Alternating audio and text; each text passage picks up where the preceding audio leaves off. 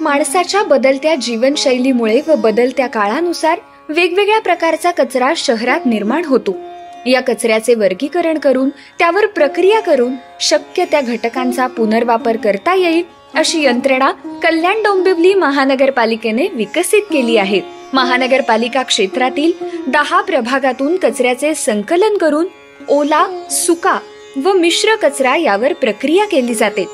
महानगरपालिकेने 350 metric ton प्रतिदिन क्षमतेचा घनकचरा व्यवस्थापन प्रकल्प उंबर्डे येथे व 20 मेट्रिक टन प्रतिदिन क्षमतेचा घनकचरा व्यवस्थापन प्रकल्प 12वे येथे उभारला आहे।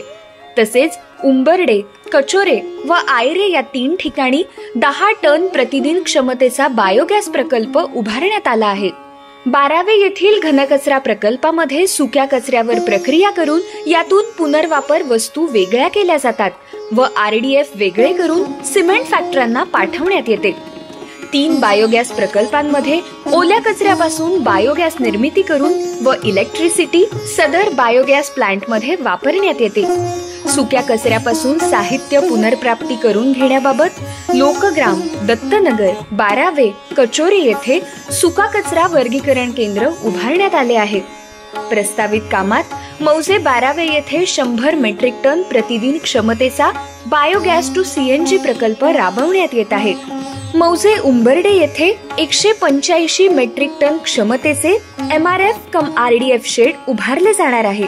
महापालिका क्षेत्रामध्ये 210 मेट्रिक टन क्षमतेची शास्त्रोक्त भरावभूमी उभारून सर्व इनर्ट शास्त्रोक्त भरावभूमीमध्ये शास्त्रोक्तरित्या बंदिस्त केले जाईल।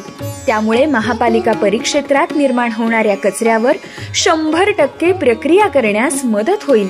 यातूनच या शहराची वाटचाल स्वच्छ शहर सुंदर शहरकडे वेगाने होताना दिसत आहे।